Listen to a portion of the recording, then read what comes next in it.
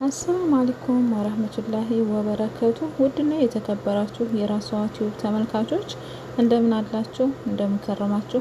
በእኔ ጋር ሁሉ ሰላም ሁሉ አማን ነው።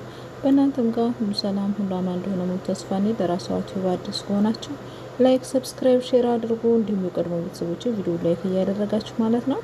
እንግዲህ በቅድሚያ ለድምጼ በጣም ይቅርታ፣ ትንሽ ጉንፋን ያዝ አድርጎኝ ነው። ዛሬ እንግዲህ ተመልሰን መጥተናል። ተመልሰን ደግሞ የመጣንበት ደግሞ ያው የነ ሄሉና የነ ያቡ ጉዳይ ነው ማለት ነው። የነ ሄሉና የነ ያቡ ጉዳይ እንግዲህ ምንድነው፣ እንዴት ነው፣ ወዴት ነው የሚለው በጣም ያው እያሳሰበን ነው። ምክንያቱም ዛሬ ታረቁ ብለን ደስ ብሎን ደግሞ ተነጎዲያ ደግሞ ተጣሉ የሚለው ነገር ትንሽ ግራ ያጋባልና እኛም ተመልካቾች በጣም ግራ እየተጋባን ነው። ግራ እያጋባችሁን ነው። ፍቅር ከሆነ ፍቅር ያጫውታችሁ፣ ወይንም ጸብም ተሆነ ደግሞ ይለይላችሁና እንግዲህ አንዱን ያዙት እንዴ። ለኛም እኮ ተመልካቾች እኮ ግራ ገባን፣ ግራ ተጋባን እኮ። አንዱ ሲመጣ አንዱ ስንሸኝ፣ አንዱ ስንቀበል፣ አንዱ ሲሄድ አንዱ ሲመጣ ስንሸኝ ስንቀበል፣ ይኸው አንድን ትክክል እያለን እንዴ ለኛ የማታስቡልንም እንዴ? ያቡ ደግሞ ማለት ነው እንደ እህት ስመክር እኔ ላይፍ ቃቃ ነው እንዴ? ላይፍ ይሄ ቃቃ ጨዋታ ምናምን አይደለም። በነገራችን ላይ ማንም የሚገባበት ማንም የሚወጣበት አይደለም። ቃቃ ጨዋታ አይደለም። ቀራሩ የሚባል ነገር አይደለም።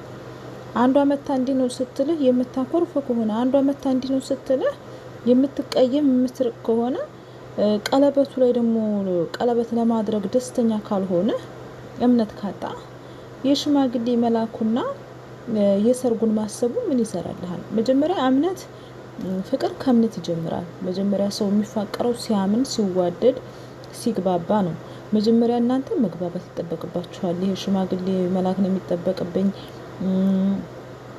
ሰርግ ነው ማሰብ የሚጠበቅብኝ፣ የቀለበቱ ነገር ከእንግዲህ በኋላ አላስበውም አይባልም። ምክንያቱም መጀመሪያ ተቀለበት ይጀምራል። መጀመሪያ መግባባት፣ ከዛ ቀለበት፣ ከዛም በኋላ ሽማግሌ፣ ከዛ ሰርግ እያለ ይቀጥላል ማለት ነው።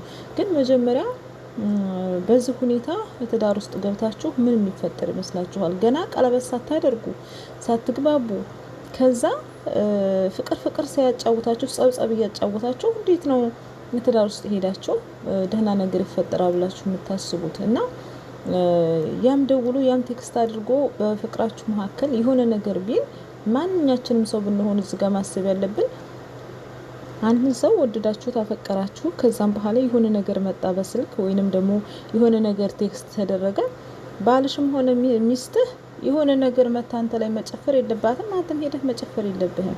ማን ነው እንዴት ነው ወዴት ነው የሚለውም ሀሳብ ውስጥ ራሱ መግባት የለበትም። ምክንያቱም እናንተ ተዋዳችሁ ተፋቅራችሁ ወይንም ደግሞ ተግባብታችሁ ነው እዚህ ውስጥ ልትገቡ የምትችሉት። እንደው ፍቅረኛሞች እንኳን ብትሆኑ ሌላው እዛ ጋር ምን ቢል እናንተ መስሚያችሁን ጥጥ ማድረግ ነው ያለባችሁ። ምክንያቱም እናንተ ተግባብታችኋል፣ ትተዋወቃላችሁ። በቃ ያ አንዱ መቶ እንዲህ ነው ባለ ቁጥር የሚከፋ ከሆነ ያ አንዱ እንዲህ ነው የሚል ሲሆን የሚከፋው ከሆነ በመካከላችሁ ክፍተት ከተፈጠረ ማንም የሚገባበት ማንም የሚወጣበት ህይወት ነው የሚሆነው ለማለት ነውና ያቡ ከእንደዚህ አይነት ነገር ያው ለስራ እንደሆነ እንደዚህ የምታደርጉት ገብቶኛል። ግን ማንኛውም ሰው እንዲህ አይነት ህይወት ካላችሁ ሶስተኛ አካል፣ አራተኛ አካል፣ አምስተኛ አካል የሚባል አካል ሊኖር አይገባም። በስልክ ላይም የሚላክ ነገር ልታዩ ልታነቡ ወይንም ደግሞ ልትሰሙ በአይናችሁ ያያችሁትና ካሁን ፊት ያ ሰውዬ ከእናንተ ለየት ያለ ጸባይ ካለው ምናምን ያንን ለማጣራት ሞክሩ እንጂ ቴክስት ተደረገልኝ ብላችሁ ቶሎ ቱብ የምትሉት ነገር ካለ ጋይሶች ራሱ ይሄንን መቆጠብ አለብን። ማንኛችንም እንደ ትምህርት ተወሰድ ነው።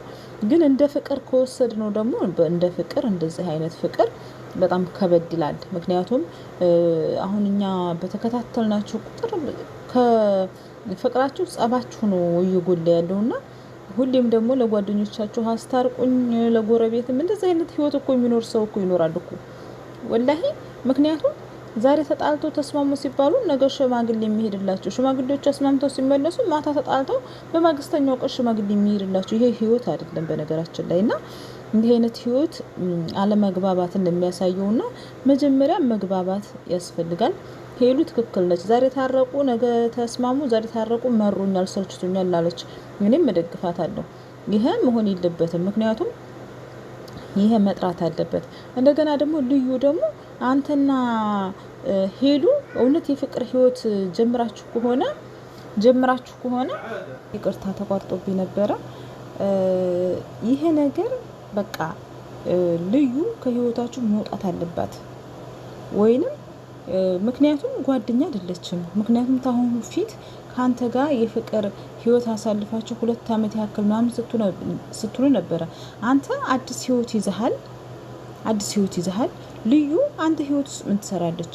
እናንተን ለማስማማት እናንተን እንትን ለማለት ጭራሽ በህይወታችን በታሪክ ተጽፎ አይታወቅም። ምክንያቱም አንዲት የሴት ፍቅረኛው ትቷት ከዛም በኋላ ሌላ አዲስ ፍቅረኛ ይዞ ሲኖር እሷ በመካከላቸው ገብታ ፍቅር እንዲጫወቱ ማገዝ እንድታግዘው ነው የሚባል ነገር የለም።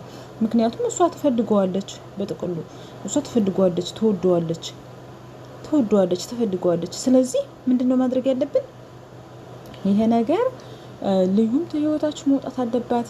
የሰውም ነገር መስማት የለባችሁም።